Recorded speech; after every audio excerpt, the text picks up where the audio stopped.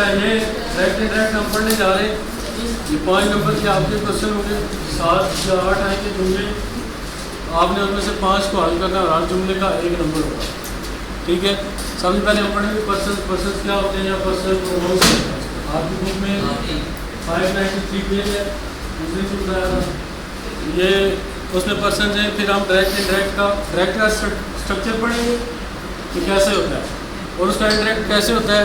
ठीक है, वो देखेंगे। फिर रूल्स पढ़ेंगे, रूल्स, उसके बाद एग्जाम्पल पढ़ेंगे, आपको सारी चीज़ें समझ आ जाएंगी। ठीक है, हम आगे चलते हैं जी। पर्सन या उसको कहते हैं पर्सनल प्रोनाउंस। जैसे हम सारे पर्सन हैं, ठीक है, तो इसमें पर्सन, हर पर्सन का अपना प्रोनाउन भी होता है, वो भी देखेंगे। और इंग्लिश में इनको आपकी बुक में पर्सनल प्रोनाउंस कहते हैं। ठीक है, 3 किस्म के पर्सन होते हैं, first person, second person, third person. ठीक है, हर पर्सन की 3 स्टेट्स हैं। ठीक है, एक होती है नॉमिनेटिव या सब्जेक्टिव स्टेट, दूसरी होती है पोजेसिव, तीसरी होती है ऑब्जेक्टिव। फर्स्ट पर्सन में 2 केसेस हैं, आई और वी। आई का यानी ये आई जो है वो सब्जेक्टिव है, उसका पोजेसिव जो है माई है, और मी जो है उसका ऑब्जेक्टिव। इसी तरह आगे वी है, वी भी फर्स्ट पर्सन है, ठीक है, जो कि सब्जेक्ट की स्टेट में है। ठीक है, उसका पोजेसिव जो है वो आर है और उसका ऑब्जेक्टिव जो है अस है। इसी तरह यू है, यू सेकंड पर्सन है, उसका जो सब्जेक्टिव है वो यू। ठीक है, योर जो है उसका पोजेसिव है, ये आपकी बुक में है, आप बुक में देख सकते हैं। ठीक है, और उसका ऑब्जेक्टिव जो है वो यू है। ठीक है, फिर थर्ड पर्सन में ही, शी, इट, दे या कोई नाम होगा, तो ये थर्ड पर्सन होते हैं। आपकी बुक में ये इट भी नहीं है और नाम भी नहीं, लेकिन ये होते हैं।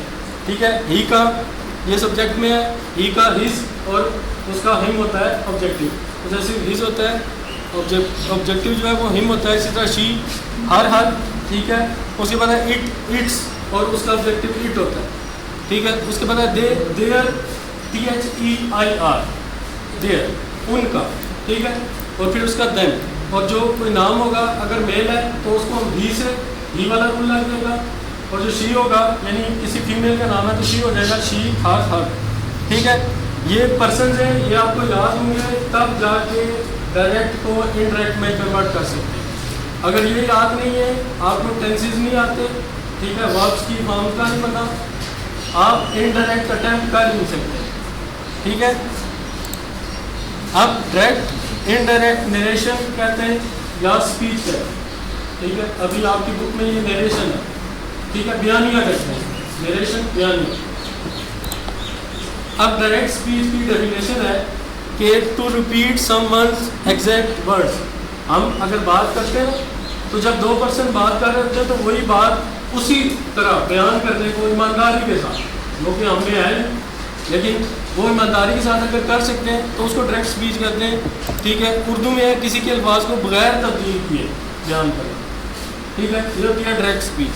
इनडायरेक्ट स्पीच होती है कि to repeat in your own words without changing meaning. आप अपने अल्फाज में किसी की कही हुई बात किसी को बताएंगे अपने अल्फाज में, लेकिन उसके मफहूम में, मीनिंग में कोई तब्दीली ना आए। ठीक है, किसी के अल्फाज को मफहूम तब्दील किए बगैर अपने अल्फाज में बयान करना इनडायरेक्ट स्पीच है। ठीक है जी, अब ये वो स्ट्रक्चर है जो डायरेक्ट का स्ट्रक्चर है, जो आपको आएगा। इसका हमने इनडायरेक्ट बनाना होगा, जो आपने खुद बनाना है, बाय रूल्स बनाना है। इसके रूल्स हैं इंतहाई आसान। ठीक है, आप एक एक करके देखेंगे ना, इतना मज़े से ये चेंज होगा, जैसे गेम होती है ना, मैथ होती है, बिल्कुल उसी तरह। अब देखें, ही सेज, उसके बाद कामा है छोटा सा, और उसके बाद है इन्वर्टेड कामास, 2 है, एक साइड पे और 2 दूसरी साइड पे। और इसका जो इनडायरेक्ट है ये नीचे लिखा गया, he tells that, he takes tea, ये इनडायरेक्ट है। ये कैसे बना, ये तो हम रूल पढ़ेंगे, रूल के तहत बना है। ठीक है, आप देखें इसमें ये थर्ड पर्सन है, ही थर्ड पर्सन है, आई जो है यहाँ पे ये फर्स्ट पर्सन है। ठीक है, ये इस, अब हम रूल पढ़ेंगे कि रूल कैसे, ये चेंज कैसे होगा, लेकिन उससे पहले स्ट्रक्चर समझें। ये जो डायरेक्ट स्पीच है इसमें देखें, ये जो ही सेज कामा तक है। ठीक है, कामा से पहले ये ज़रूरी नहीं कि यही हो, कामा से पहले जितनी भी आपका जुमला होगा, कुछ हिस्सा होगा, उसको हम कहते हैं रिपोर्टिंग स्पीच। उसको क्या कहते हैं, रिपोर्टिंग स्पीच। कामा से पहले वाला जितना भी जुमला होगा उसको हम रिपोर्टिंग स्पीच कहते हैं। और इन्वर्टेड कामास के अंदर जो भी स्टेटमेंट दी होगी उसको हम रिपोर्टेड स्पीच कहेंगे। और ये जो दो चीज़ें ना, यही आपको पूरे जितने भी हम पढ़ेंगे ना, जो भी रूल आएगा उसमें यही होगा कि रिपोर्टेड स्पीच में फलां आ गया, रिपोर्टिंग स्पीच में ये हो गया, तो हम इस लिहाज से चेंज करें। ठीक है जी। अब इसका जो अभी तक हमने पढ़ा उसका रिकैप ये है कि सबसे पहले पर्सन, जो याद करने वाली चीज़ है, पर्सन है ये वाले आपने ये टेबल याद करना है। बाकी जितनी चीज़ें थी, देखें कितनी ज़्यादा चीज़ें पढ़ी हमने छोड़ दी, सिर्फ आपने पर्सन का टेबल याद करना है। उसके बाद डायरेक्ट का ये वाला स्ट्रक्चर जिसमें आपको पता हो रिपोर्टिंग स्पीच जो है फर्स्ट पार्ट है और सेकंड पार्ट जो है रेड कलर में रिपोर्टेड स्पीच। अच्छा, ये मैंने ना इसमें पूरे जितने भी आगे ये आएंगे ना, हम पढ़ेंगे डायरेक्ट इनडायरेक्ट, उसमें जितने भी होंगे मैंने यही रूल रखा है कि ये ब्लू कलर में जो है वो रिपोर्टिंग स्पीच है और रेड कलर में रिपोर्टेड स्पीच। आप में से कोई कलर ब्लाइंड तो नहीं है? आपको ये ब्लू ही नज़र आ रहा है? सबको ब्लू नज़र आ रहा है? और ये इस साइड वाला रेड नज़र आ रहा है? श्योर है? ओके, आगे चलते हैं। नेक्स्ट अब हम पढ़ेंगे रूल्स। लेकिन पर्सन हमें पता लग गया, डायरेक्ट का स्ट्रक्चर पता लग गया। अगर आप गौर से सुनेंगे आपको याद हो जाएंगे, अभी याद हो जाएंगे। अब देखिए, मैंने आपको ब्लू में बताया रिपोर्टिंग स्पीच है, रेड में बताया रिपोर्टेड स्पीच है, ऐसी है। अब देखिए, मैं रिपोर्टिंग स्पीच एस को मैंने वो शार्ट फॉर्म में लिख दिया और रिपोर्टेड स्पीच के भी एस को शार्ट फॉर्म में। अब इसमें अगर रिपोर्टेड स्पीच में फर्स्ट पर्सन हो, अगर रिपोर्टेड स्पीच में फर्स्ट पर्सन कौन से, आई और वी, अगर वो तो वो रिपोर्टिंग स्पीच के सब्जेक्ट के लिहाज से चेंज करेंगे। ठीक है, अगर रिपोर्टेड स्पीच में फर्स्ट पर्सन आ गया, रिपोर्टिंग स्पीच के सब्जेक्ट के लिहाज से चेंज होगा। और अगर रिपोर्टेड स्पीच में सेकंड पर्सन है तो वो रिपोर्टिंग स्पीच के ऑब्जेक्ट के लिहाज से चेंज होगा। समझ आ गई? यही रूल है। सिर्फ दो पर्सन ही चेंज होंगे। जो फर्स्ट पर्सन है वो सब्जेक्ट के लिहाज से चेंज होगा, सेकंड पर्सन ऑब्जेक्ट के लिहाज से चेंज होगा। सिर्फ ये रूल है। और उसके बाद है थर्ड पर्सन चेंज नहीं होगा। थर्ड पर्सन चेंज नहीं होगा। दो पर्सन ही चेंज होंगे, फर्स्ट पर्सन और second person. Third person change नहीं होगा। उसके अलावा प्रोनाउंस जो होंगे उनके साथ हेल्पिंग वर्ब्स होते हैं, is, am, are, was, were, had, have, had, इनमें से कोई भी होगा वो पर्सन के लिहाज से होगा, पर्सन के लिहाज से चेंज होगा। ठीक है, will change according to person. ठीक है, अब फिर इनके ये जो अभी हमने रूल पढ़े, ये तो हमने पर्सन्स की कन्वर्जन पढ़ी थी कि रिपोर्टिंग स्पीच का अब जो फर्स्ट पर्सन होगा वो रिपोर्टिंग स्पीच के सब्जेक्ट के लिहाज से, और जो रिपोर्टिंग स्पीच का सेकंड पर्सन जो होगा वो रिपोर्टिंग स्पीच के ऑब्जेक्ट के लिहाज से चेंज होगा, और थर्ड पर्सन चेंज नहीं होगा। इसके अलावा हमने पढ़ा कि हेल्पिंग वर्ब जो है वो अकॉर्डिंग टू पर्सन हम चेंज करें। अब कुछ रूल्स हैं, ये रूल्स अभी जो हम पढ़ने जा रहे हैं कि कामर्स, आप देखिए चेंजिंग आ गया, वो जो कामर्स है ना ऊपर लगे हुए, ऊपर कामर्स नजर आ रहे हैं ना, ये जब कामर्स आप हटाएंगे ना तो दैट लगा देंगे। सिंपल सारी सी बात, हर जगह दैट नहीं लगेगा, लेकिन फिलहाल हम जो प्रेजेंट और फ्यूचर पढ़ेंगे और यूनिवर्सल ट्रूथ वो जो पढ़ेंगे उसमें दैट ही लगेगा। इसके अलावा बाकी जो रूल्स हैं वो साथ साथ पढ़ते जाएंगे, साथ साथ क्लियर होता जाएगा।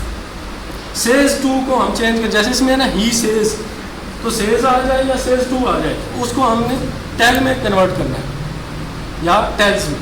जैसे सेज होगा तो टेल्स कर देंगे, सेज टू होगा टेल्स कर देंगे, से टू होगा तो टेल कर देंगे, ऐसे नहीं लगाएंगे। ठीक है, आगे अगर हमारे पास आ गया सेड टू, यहाँ पे ही सेज की जगह ही सेड आ गया या सेड टू आ गया तो हम उसको टोल्ड में कन्वर्ट कर देंगे। ठीक है, यहाँ तक बात समझ आ गई।